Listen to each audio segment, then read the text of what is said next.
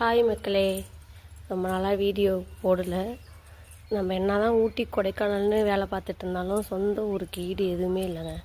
எங்கள் ஊர் பாருங்கள், இன்னும் பச்சை பச்சைன்னு இருக்கும். இது ஃபுல்லாக கடலை போட்டுருவாங்க இன்னும் கொஞ்சம் நாளில். பச்சை பசைன்னு இருக்கும். இது என்னோடய ட்ரீம் லேண்டுங்க. இந்த இடம் வாங்குறப்ப எங்களுக்கு அவ்வளோ கஷ்டம். கிட்டத்தட்ட நான் ஒரு 30 பவுன் நகை வச்சுருந்தேன்.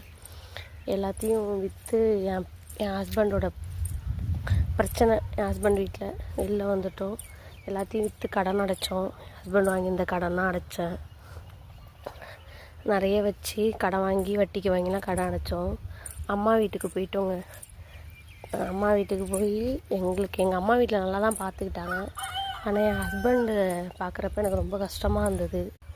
ஒருத்தவன் நல்லா இருந்துட்டு நொடிஞ்சால் கஷ்டமாக இருக்கும்ல, அந்த மாதிரி. இந்த இடத்த நாங்கள் அட்வான்ஸ் கொடுக்குறப்ப, என் ஹஸ்பண்டோட ஃப்ரெண்டு இடங்க அது. அட்வான்ஸ் கொடுக்குறப்ப 1 லட்ச ரூபா 5 பைசா வட்டிக்கு வாங்கி கொடுக்குறோம். எங்கள் வீட்டில் எல்லோரும் திட்டுறாங்க, இந்த நிலமையில இதெல்லாம் தேவையா அப்படின்னு சொல்லி திட்டினாங்க. அன்றைக்கி நான் நினச்சேன், கண்டிப்பாக தேவை தான் அப்படின்னு நினச்சேன். ரொம்ப ராசியான இடம். எங்கள் அப்பா வாங்கி கொடுத்தது, கொஞ்சம் காசு கொடுத்து.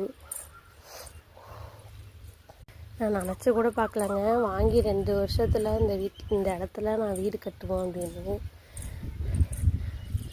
இது ஃபுல்லாகவே இப்போ என்னோடய இடங்கிறது எனக்கு அவ்வளோ ஜாலியாக இருக்குது.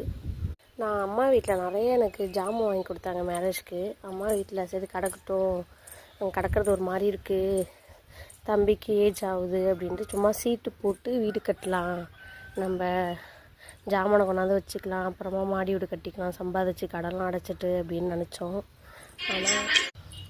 ஆனால் இப்படி கட்டலாம் அப்படி கட்டலான்னு எல்லோரும் சொல்லி ஓரளவுக்கு வீடாகவே வந்துடுச்சு. ஷீட் போட்டு கட்டிப்போம் அப்படின்னு. இப்போ எல்லோரும் மாடி வீடே கட்டியிருக்கலாம் அதுக்கு அப்படிங்கிறாங்க. அப்போல்லாம் எதுவும் இல்லைங்க.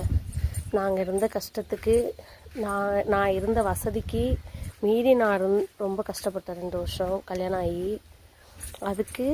அதுக்கப்புறம் இப்போ மீண்டு வந்ததுக்கு எனக்கு இது போதும் அப்படின்ற ஒரு மனநலம் வந்துடுச்சு. லவ் பண்ணி கல்யாணம் பண்ணி வீணாக போயிட்டேன் அப்படின்னு எங்கள் சொந்தக்காரங்கெல்லாம் பேசினாங்க. இப்போ எங்கள் வீட்லேயே எங்கள் அம்மாவுக்குலாம் ரொம்ப பெருமையாக இருக்குது.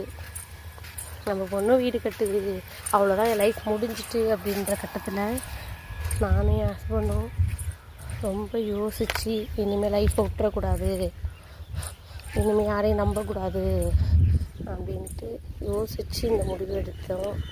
அதுக்கப்புறம் இந்த 2 வருஷத்தில் எங்கள் லைஃப் ரொம்பவே சேஞ்ச் ஆகிடுச்சிங்க. நான் ஏன் சொல்கிறேன்னா,